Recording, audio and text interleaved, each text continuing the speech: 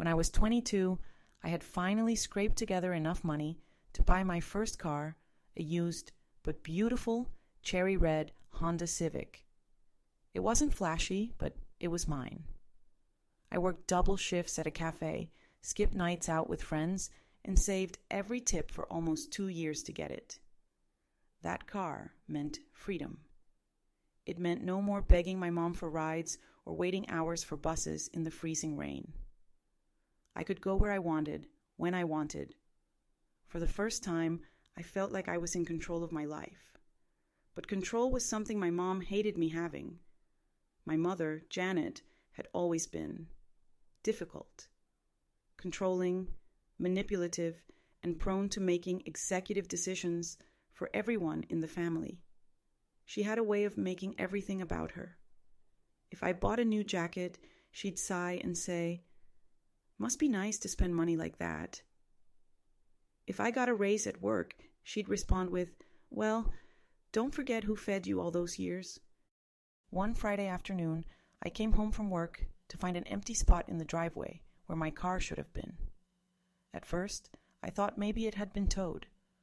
My heart pounded as I checked the street. The neighbors' driveways, nothing. I rushed inside, panicked. "Mom, where's my car?" She didn't even look up from her crossword. "Oh, that. I sold it." I froze. "You? What?" "Don't use that tone with me," she said sharply. "It was just sitting there while you were at work. I got a good price for it, too. We needed the money more than you needed that car."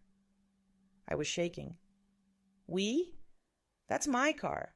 I paid for it. With my money." She shrugged, like I was overreacting. "You're being dramatic. It's not like you can't just take the bus. Besides, the money's already gone. I used it to pay off some bills. You should be grateful I'm keeping the lights on in this house." I felt like someone had punched me in the chest. That car wasn't just transportation, it was my independence. And she had ripped it away without a second thought. That night, I lay awake in bed, staring at the ceiling, feeling equal parts rage and hurt. That's when the thought hit me. If she could take something I loved without asking, I could do the same. And I knew exactly what that something would be. My mom's pride and joy wasn't a car, or a house, or even jewelry. It was her garden. She'd been obsessed with it for as long as I could remember. Every spring, she'd spend hundreds, sometimes thousands on rare flowers, ornamental shrubs, and imported ceramic pots. She'd brag to neighbors about her award-winning roses and the fact that the local gardening club had once featured her backyard in their monthly newsletter. That garden was her sanctuary, her identity, her status symbol, and I knew exactly how to use it. I didn't want to destroy it outright. That would have been too obvious, and she'd know it was me immediately. No, I needed something more. Surgical. Something that would cut just as deep as what she'd done to me, but in a way that looked completely accidental. I started by doing some research. Late at night on my phone, I read about invasive pests that could devastate certain plants. I learned that there was a particular type of beetle that, once introduced, could wipe out an entire rose garden in a matter of weeks. I wasn't going to break the law or go full scorched earth. That wasn't my style. But there was another way. One day, when she was out at her gardening club, I helped by watering her plants. Only, in one section, the prized roses. I used a different solution. A strong mix of vinegar and salt, carefully poured at the base of each plant. It wouldn't kill them instantly. It would take time. Just like she'd taken time to chip away at my independence all my life. Within a month, the leaves started browning. The buds stopped forming. My mom panicked, calling every gardening expert she knew, spending a fortune on treatments, fertilizers, and pest control. Nothing worked. By the end of summer, her once glorious rose bed was nothing but brittle stems and dead soil. She cried. She actually cried. And I just stood there, watching, sipping my coffee, remembering the day I came home to an empty driveway. Karma doesn't always show up on its own. Sometimes you have to give it a little push.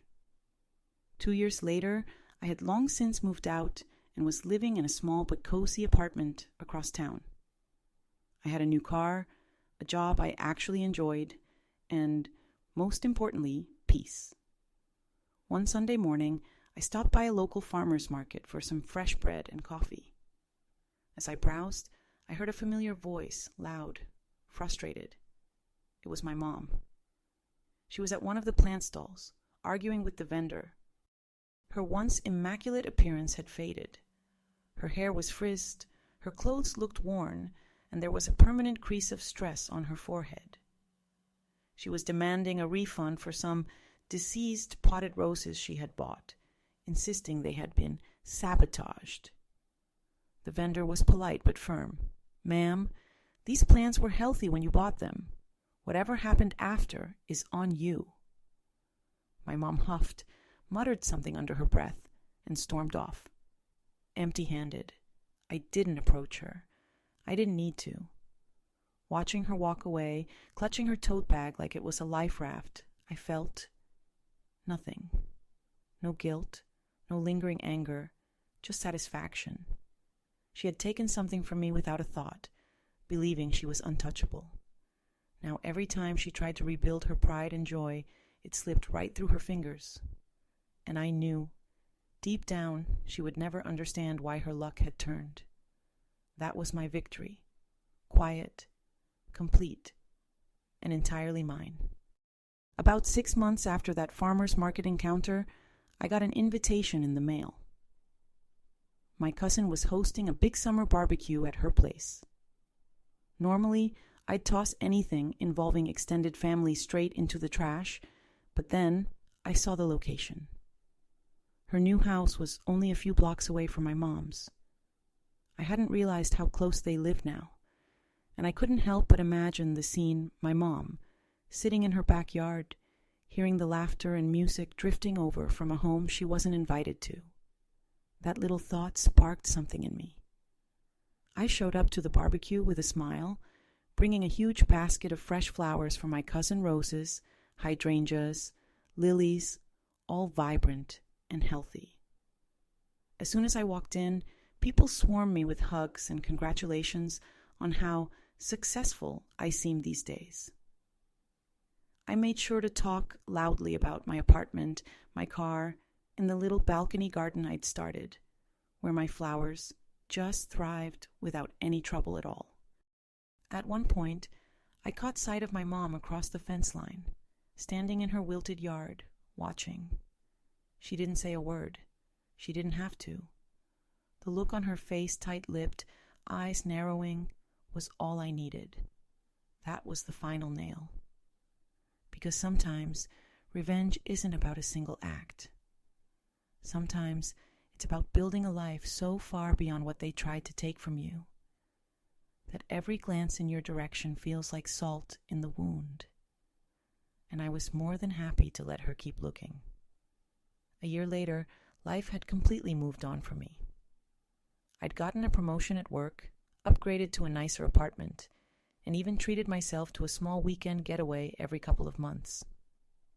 My little balcony garden had exploded into a wall of color. Roses, daisies, lavender thriving like they'd been touched by magic. One crisp autumn afternoon, I was sitting out there with a cup of tea when I got a call from my aunt. She didn't waste time with small talk. "Honey, I just thought you should know. Your mom's selling the house." I blinked. "Selling? Why?" "She says she can't keep up with it anymore. The yard's been a disaster for years, and the neighbors have been complaining. She's moving into a small condo downtown." For a moment, I didn't say anything.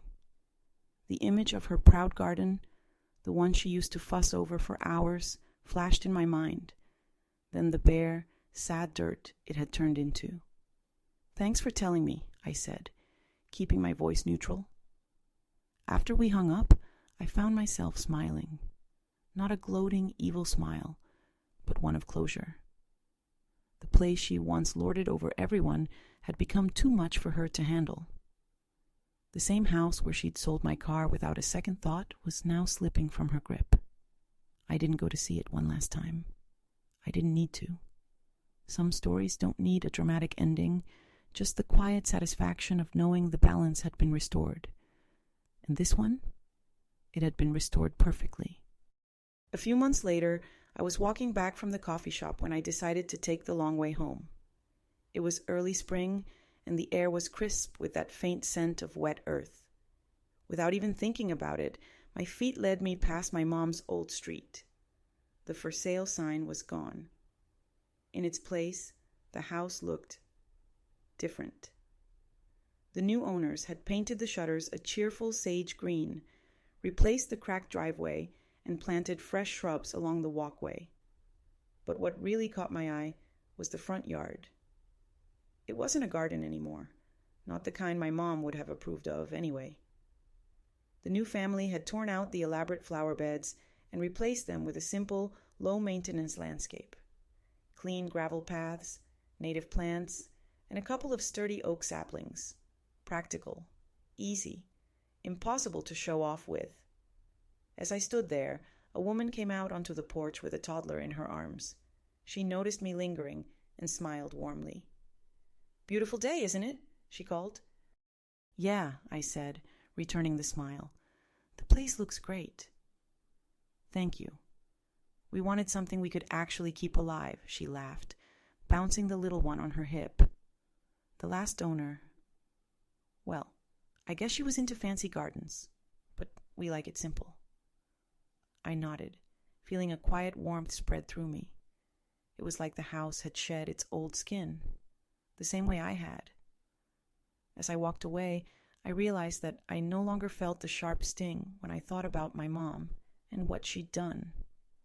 The bitterness had faded, replaced by something lighter. Maybe true revenge wasn't just about watching her lose. Maybe it was about knowing I had moved on, and she never truly could. About a year later, I got an unexpected message on Facebook from an old neighbor. She had attached a picture of my mom, sitting alone on a park bench, looking down at her phone. The caption read, "Saw your mom today. Thought you'd want to know she's been spending a lot of time here lately." I didn't reply, but curiosity got the better of me. That weekend, I drove past the park on my way to run errands. And there she was, just as in the photo, alone. No friends, no plants, no house to fuss over. She looked smaller somehow, not just physically, but in presence. This was the same woman who used to dominate every room she walked into, who'd make everyone bend to her will. Now she was just another person killing time. I sat in my car for a moment, watching from a distance. Part of me thought about walking over, about saying something, anything. Maybe to close the loop, maybe to rub in the victory, but I didn't. Because the truth was, I didn't need to. Her life now was the consequence. Her silence was the apology I was never going to hear. And my peace? That was the one thing she could never take away again. One summer evening, months later, I was at my favorite little cafe, sipping an iced latte and watching the sunset paint the sky in streaks of gold and pink. Through the window I spotted her, my mom. She was walking slowly past, wearing the same faded jacket I remembered from years ago. She paused in front of a flower stand set up outside the cafe, her eyes drifting over the bright bouquets. For a second, I thought she might buy one. But then she shook her head, turned away, and kept walking. I don't know why, but that moment stayed with me. Maybe because, in that brief pause, I saw the person she could have been, the one who might have shared beauty instead of hoarded it, who might have nurtured relationships the way she once nurtured her garden. But that wasn't the path she chose. I took another sip of my drink, feeling the weight of years lift just a little more. She had her life now, and I had mine, and mine was finally free. I didn't need her to see my happiness. It was enough that I knew she would always wonder about it. A few weeks later, I was walking home from the grocery store when I passed that same flower stand outside the cafe. The air was warm, the scent of fresh roses and lilacs curling around me. I stopped, almost without thinking, and bought the biggest, most vibrant bouquet they had. Sunflowers, deep red roses, and a few stems of lavender tucked in. The vendor wrapped them in brown paper and handed them over with a smile. As I walked home, I passed by the park. And there she was again, sitting on that same bench, staring at the ground. For a moment, I considered crossing over and handing her the flowers. Not as an olive branch, not as forgiveness, but as a strange, poetic closing of the circle. But then I realized she wouldn't understand it that way. To her, it would be a sign that she still had a place in my life. So I kept walking. When I got home, I put the flowers in a tall glass vase on my kitchen table. The sunlight hit them just right, making the colors glow. They were mine. Bought with my money, in my space, for my joy alone. And for the first time in years, the sight of a bouquet didn't make me think of her at all. It happened almost a year later, completely by accident. I was in line at the bakery, waiting to pick up a cake for a friend's birthday, when I heard a familiar voice behind me. I didn't have to turn around to know it was her. She was chatting with someone, a woman I didn't recognize, about how expensive everything had gotten. And then I heard her say, almost wistfully, "My daughter. She's doing well, better than me, I think." There was no bitterness in her tone, no pride either, just a quiet acceptance, like she was finally admitting the truth to herself. I didn't turn to face her. I just paid for the cake, stepped out into the sunlight, and walked away, with a strange, light feeling in my chest. It wasn't an apology, it wasn't love, but it was something I never thought I'd hear, and for me, that was enough. And I realized, as I made myself a cup of tea and looked out at the fading sunset, that my life was finally, completely, my own. A few weeks later, I decided to take a walk through my old neighborhood. I hadn't been back in years, and something inside me wanted to see it one last time. Not out of nostalgia, but out of curiosity. The streets were the same, though the trees looked taller, their branches casting longer shadows across the sidewalks. When I turned the corner onto my old street, I almost didn't recognize the house. Fresh paint, a new fence, the garden, once my mom's pride, was blooming again, wild and colorful. Whoever lived there now had clearly poured their heart into it. I stood across the street for a while, watching a little girl chase a golden retriever around the yard. She was laughing, her parents sitting on the porch with coffee mugs in hand. For the first time, I didn't feel anger or loss. I didn't see the house as ours anymore. It wasn't a monument to what had been taken from me. It was someone else's home, full of life and love. And that, strangely enough, felt like the real closure. I turned away, walking back toward the car with a lightness in my step. The past was behind me, the future ahead, and I was finally ready to keep moving forward. A few days later, I hosted a small dinner at my place, just a handful of close friends, good food, and a few bottles of wine. At one point, I caught myself laughing so hard my cheeks hurt, surrounded by people who actually wanted to be there, who cared about me for who I was, not what I could give them. In the middle of that warmth, my mind wandered for just a second. I thought about how different this felt from my old life. No constant tension, no feeling like I had to earn love or approval. Later, when the last guest left and the apartment was quiet again, I stood in the doorway of my kitchen, looking at the leftover dishes and half-empty glasses. and I smiled. Because this messy, imperfect, chosen family was mine, built from scratch. No one could sell it, take it, or twist it into something else. It was proof that the life I'd built after losing so much was better than anything I had before. And in that moment, I realized I didn't just survive what happened, I won. The music box played on, and for the first time, I felt like I truly owned my story. The next morning, sunlight spilled across my bedroom, catching the polished brass of the music box. I wound it one last time before heading out for the day, letting the gentle notes fill the room. It wasn't about her anymore. It wasn't about revenge or loss. It was about me standing on my own, carrying forward only what I chose to keep. As I locked the door behind me, I felt a quiet certainty settle in my chest. The past would always be a part of me, but it no longer defined me. And that, I realized, was the real victory.